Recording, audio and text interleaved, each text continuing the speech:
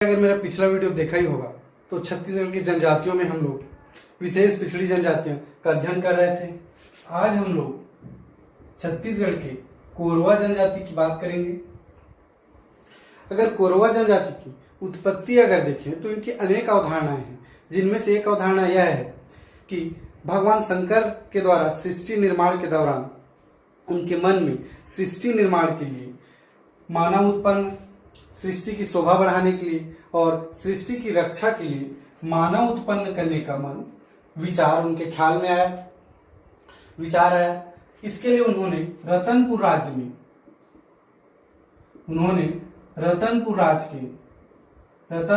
के दो पर्वत काला और बाला पर्वत से रतनपुर राज्य के काला और बाला पर्वत से मिट्टी लेकर मानव मूर्ति का निर्माण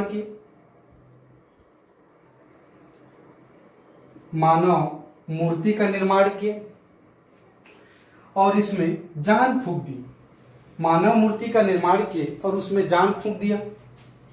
क्योंकि काला पर्वत से जो मिट्टी लेकर गए थे और उनसे जो मानव मूर्ति का निर्माण होकर उसमें जान फूंका गया, तो काला पर्वत की मिट्टी से जो मानव निर्माण हुआ उसका नाम कैला, और बाला पर्वत की मिट्टी से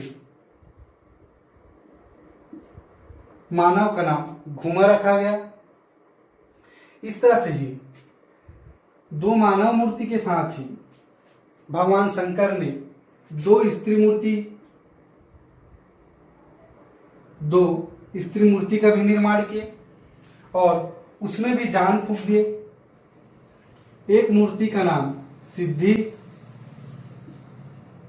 और एक स्त्री मूर्ति में जान फूंकने का नाम, उसका नाम बुद्धि रखा गया। इस तरह से कैला का विवाह सिद्धि से हुआ।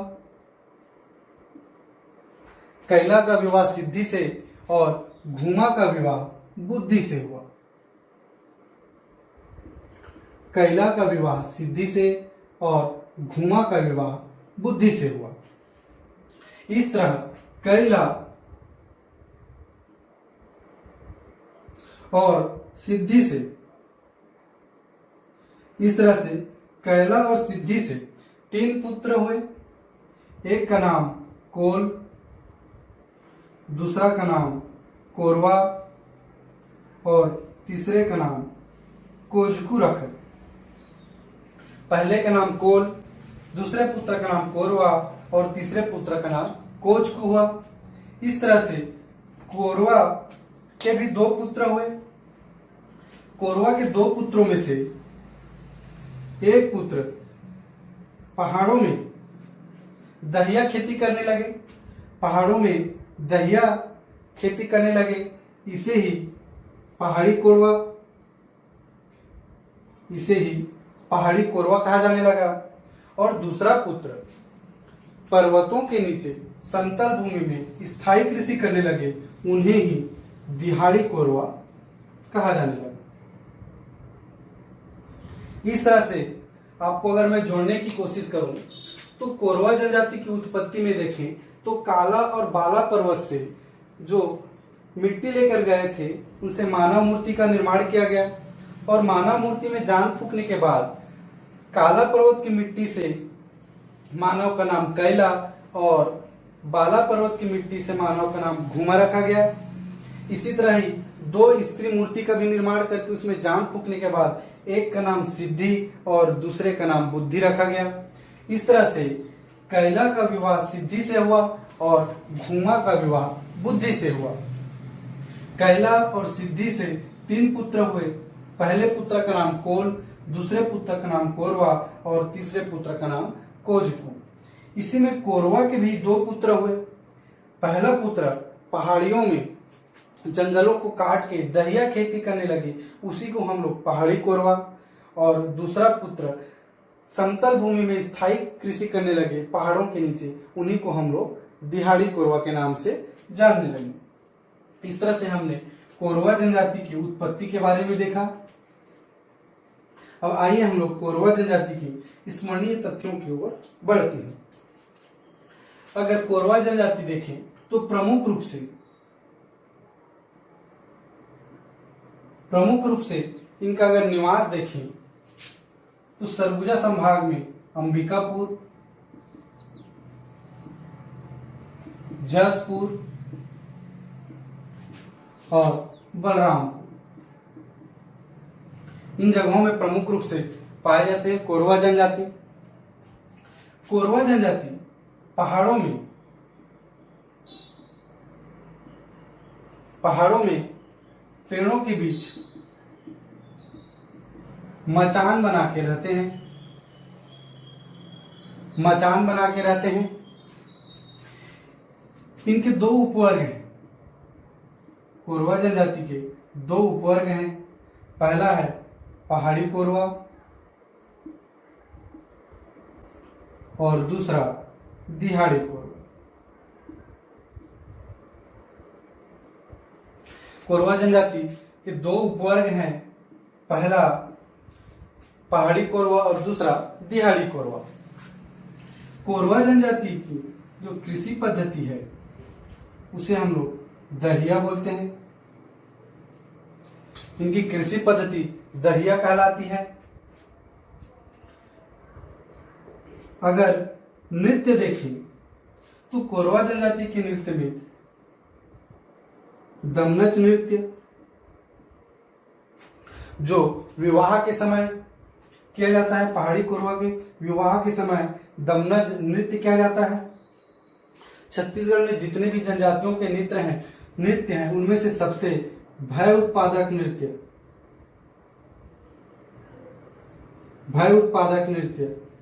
दमनज नृत्य को कहा जाता है। विवाह के अवसर पे होने वाला नृत्य है। विवाह की बात की तो इनके जो विवाह है इसमें कोरवा जनजाति में ढोकू विवाह प्रचलित है, जिसे हट विवाह भी कहते हैं।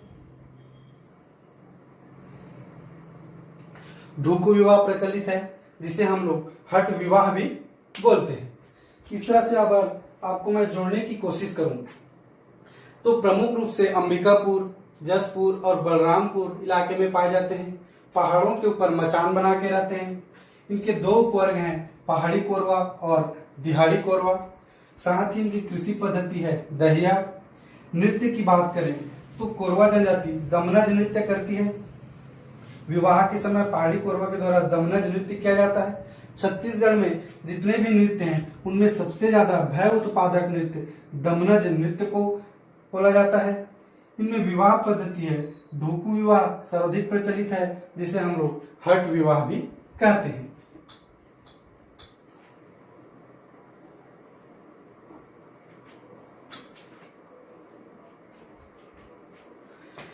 और आगे देखिए तो कोरवा जनजाति की जो पंचायत है, कोरवा जनजाति की पंचायत को हम लोग मयारी कहते हैं। कोरवा जनजाति के पंचायत को मयारी कहते हैं। कोरवा जनजाति में ही मृत संस्कार को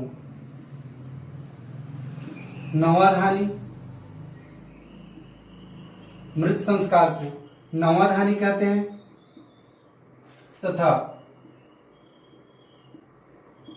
क्रियाकर्म पे कुमारी भात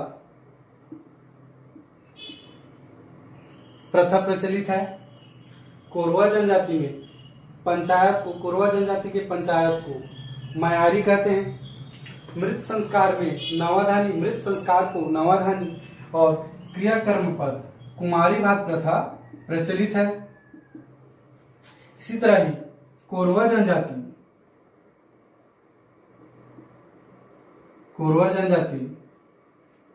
अपने शरीर को आग से दाग कर निशान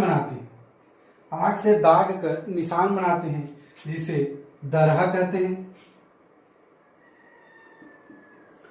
आग से अपने आप को जला के निशान बनाते हैं, दाग कर निशान बनाते हैं, जिसे दरहा कहते हैं। तो हमने देखा कि कोरवा जनजाति पंचायत को मयारी, मृत संस्कार को नवाधानी और क्रियाक्रम में कुमारी भात की प्रथा प्रचलित है। अगर इनके त्योहार देखें तो प्रमुख रूप से धेरसा त्योहार, बीज बोहनी और कोरा त्योहार, धेरसा त्योहार और बीज बोहनी त्योहार प्रमुख रूप से मनाया जाता है। ये सारे कृषि के दौरान ही मनाए जाने वाले त्योहार हैं, जिसमें से कोरा त्योहार फसल काटने के बाद मनाया जाता है। तो त्योहार देखें तो कोरा त्योहार, धेरसा त्योहार और बीज बोहनी त्योहार है। इनका प्रमुख पेय पदार्थ देखें, प्रमुख पेय पदार्थ इनका हंडिया है। कोरवा जनजाति का प्रमुख पेय पदार्थ हंडिया है। इस तरह से शुरू से आपको जोड़ने की कोशिश करूं मैं, एक कदम और आगे चले तो कोरवा जनजाति प्रमुख रूप से अंबिकापुर, सरगुजा संभाग में अंबिकापुर, बलरामपुर और जसपुर जिलों में पाए जाते हैं। कोरवा जनजाति दो उपवर्ग में डिवाइड है, पहाड़ी कोरवा और दिहाड़ी कोरवा। जंगलों में मचान बना के रहते हैं। इनके पंचायत को मयारी कहते हैं। प्रमुख पेय पदार्थ हंडिया है। कोरवा जनजाति अपने शरीर को दाग कर निशान बनाते हैं, जिसे दरहा कहते हैं। इस तरह से हमने कोरवा जनजाति के बारे में जाना। कोरवा जनजाति छत्तीसगढ़ के 7 विशेष पिछड़ी जनजाति में से 5 विशेष पिछड़ी जनजाति, जो कि भारतीय संविधान के अनुच्छेद 342 के अंतर्गत राष्ट्रपति के द्वारा घोषित है, उनमें भी कोरवा जनजाति शामिल है। अब हम लोग बात कर रहे हैं अब बिरहोर जनजाति की। बिरहोर जनजाति भी छत्तीसगढ़ की विशेष पिछड़ी जनजाति में शामिल है। संविधान के अनुच्छेद 342 के अंतर्गत राष्ट्रपति के द्वारा घोषित 5 विशेष पिछड़ी जनजातियों में से एक बिरहोर भी है।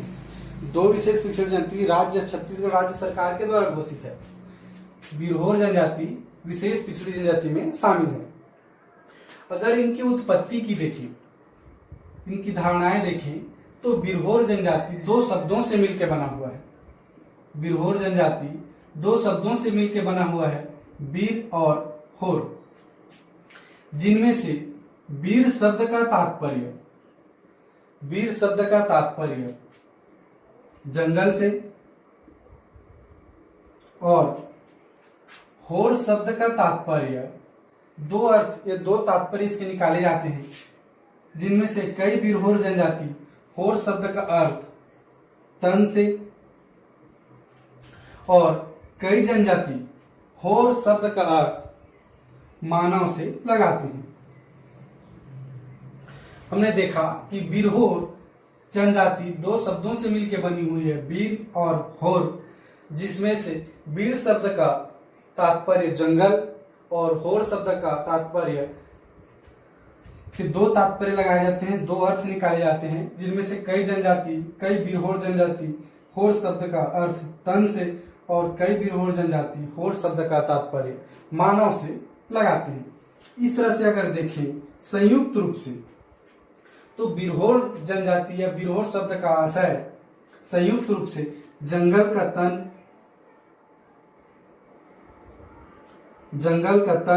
या जंगल का मानव से है।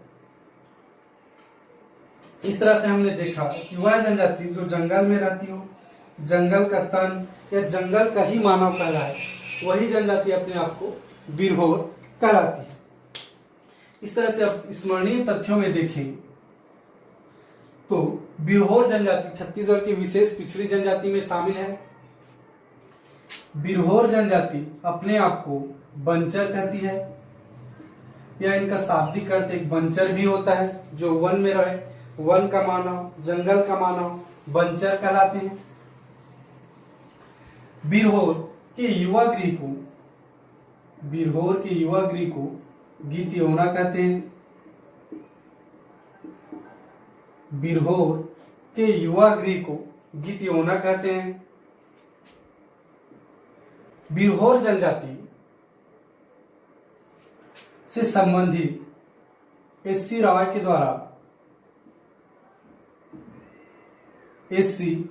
के द्वारा एक पुस्तक है द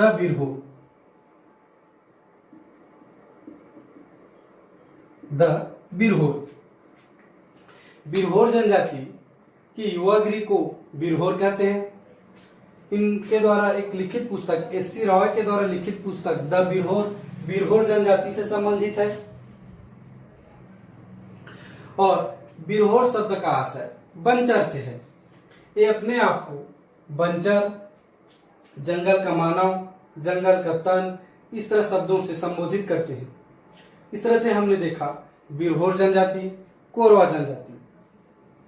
छत्तीसगढ़ राज्य के द्वारा दो विशेष पिछड़ी जनजाति भी शामिल है। छत्तीसगढ़ राज्य सरकार के द्वारा, जिसमें से पहला है भुंजिया और दूसरा है पंडो। क्योंकि दोनों जनजातियों में ज्यादा तथ्य हमारे पास उपलब्ध नहीं है। भुंजिया जनजाति छत्तीसगढ़ राज्य के द्वारा विशेष पिछड़ी जनजाति में शामिल किए गए दो जनजाति भुंजिया और पंडो है, जिसमें से भुंजिया जनजाति प्रमुख रूप से गरियाबंद, धमतरी, कोंडागांव इलाकों में प्रमुख रूप से पाए जाते हैं। भुंजिया जनजाति प्रमुख रूप से गरियाबंद, आपके धमतरी और कोंडागांव इलाकों में पाए जाते हैं। पंडो जनजाति प्रमुख रूप से अंबिकापुर क्षेत्र में पाए जाते हैं। और ये गरियाबंद, धमतरी, कोंडागांव एरिया में प्रमुख रूप से पाए जाते हैं। भुंजिया जनजाति के विकास के लिए भुंजिया विकास अभिकरण संचालित है। भुंजिया विकास अभिकरण राज्य सरकार के द्वारा संचालित है, जिसका मुख्यालय रायपुर है। इसी तरह पंडो जनजाति के विकास के लिए पंडो विकास अभिकरण संचालित है, जिसका मुख्यालय अंबिकापुर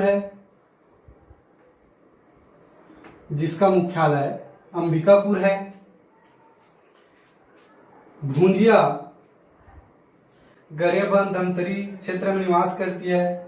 भुंजिया विकास अभिकरण संचालित है, जिसका मुख्यालय रायपुर है। भुंजिया जनजाति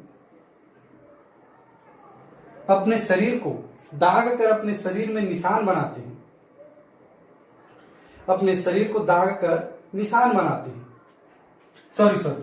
निशान बनाते हैं कोरवा जनजाति। भुंजिया जनजाति अपने शरीर में रोगों का इलाज दाग कर करते हैं।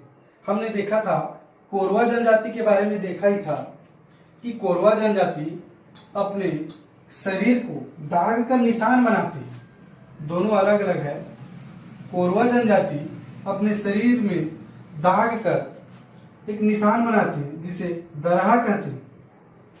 और भुंजिया जनजाति अपने शरीर में रोगों का इलाज